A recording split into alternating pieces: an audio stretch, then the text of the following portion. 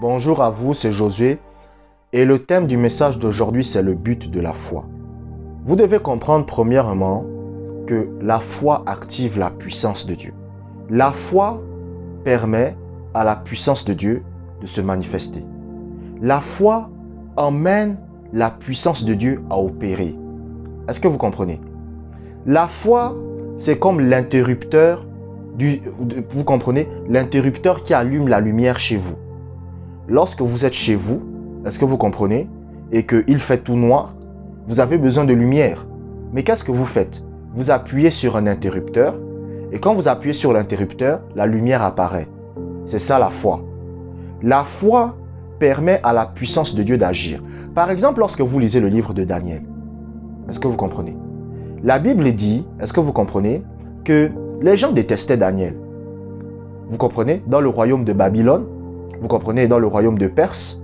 Et c'était des pratiquants occultes. Donc, ils faisaient la magie, mais ils ne réussissaient pas à atteindre Daniel. Donc, ils faisaient des choses pour le tuer, ils n'arrivaient pas. Du coup, les gars ont dit, bon, on va faire du mal à Daniel physiquement. Parce que c'est comme ça. Quand un sorcier ne réussit pas à vous faire du mal spirituellement, il va passer sur le plan physique maintenant. Donc, ils ont voté une loi qui interdisait à Daniel de prier son Dieu. Mais Daniel, il s'en foutait, il priait son Dieu quand même. Et ils l'ont envoyé dans la fosse aux lions. Mais la Bible dit que les lions ne l'ont pas mangé. Est-ce que vous comprenez? Maintenant, quand vous lisez ce passage, il y a des gens qui se disent, ah, c'est la chance. Vraiment, Dieu aimait Daniel. Hein? Oh, Dieu aimait Daniel. C'est pour ça que les lions ne l'ont pas mangé.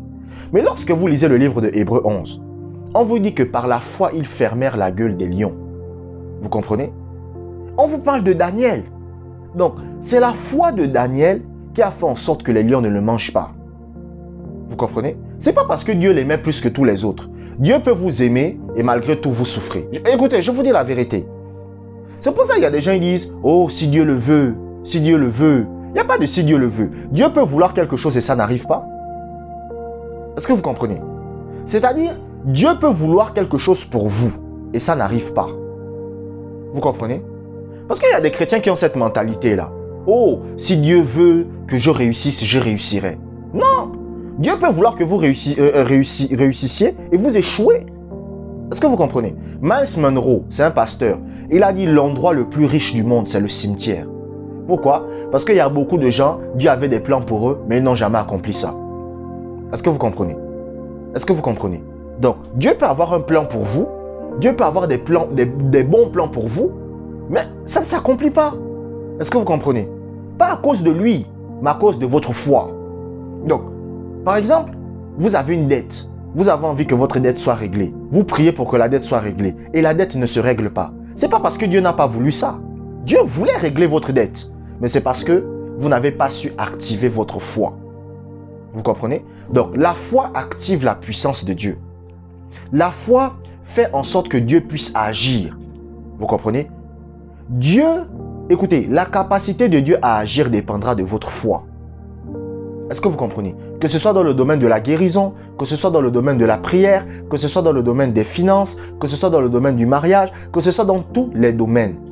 La capacité de Dieu à agir dans votre vie viendra toujours de la foi que vous avez.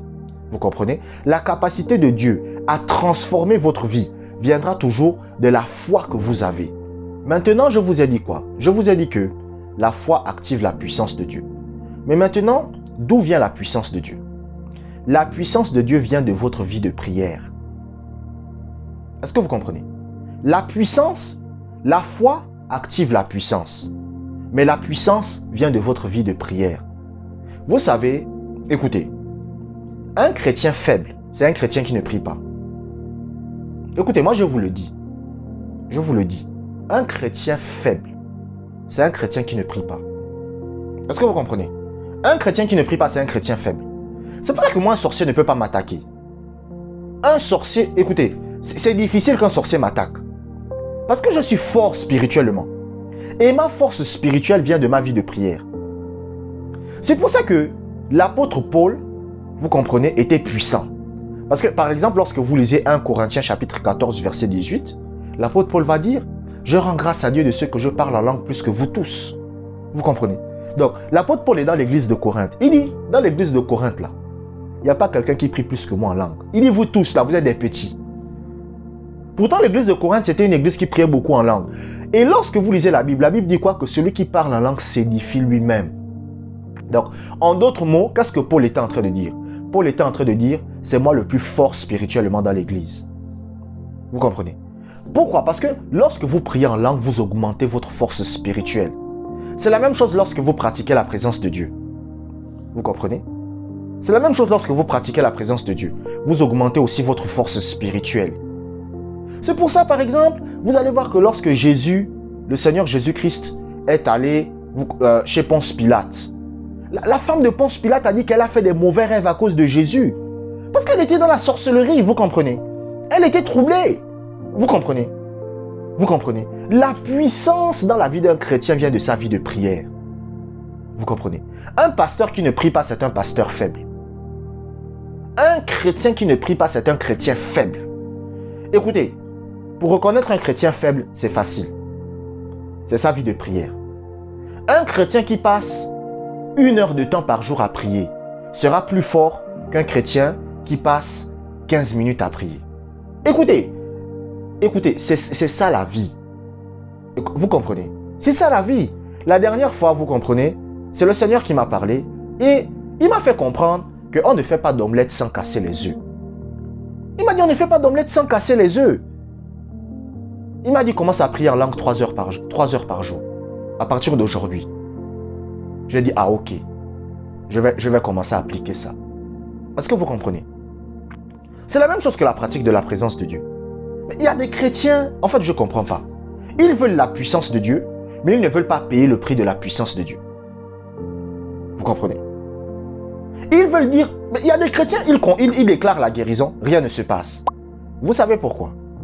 Vous savez pourquoi lorsque vous déclarez la guérison, rien ne se passe? Parce que vous êtes trop faible. Quand je dis trop faible, je ne parle pas de physiquement. Je parle de spirituellement, vous êtes trop faible. Est-ce que vous comprenez? Donc, la puissance de Dieu vient de votre vie de prière. Si vous voulez être puissant, c'est votre vie de prière. Kenneth Hagin priait en langue 5 heures par jour. Et c'est pour ça qu'il avait la puissance de Dieu dans sa vie. Donc, la puissance de Dieu dans votre vie vient de votre vie de prière. C'est votre vie de prière qui vous donne la puissance. Donc, si vous ne priez pas, il n'y a aucune puissance. C'est tout.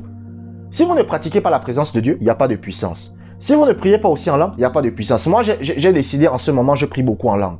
Donc, si vous ne faites pas l'un ou l'autre, il n'y aura pas de puissance dans votre vie. Abonnez-vous pour des prochaines vidéos. Que la grâce du Seigneur soit avec vous.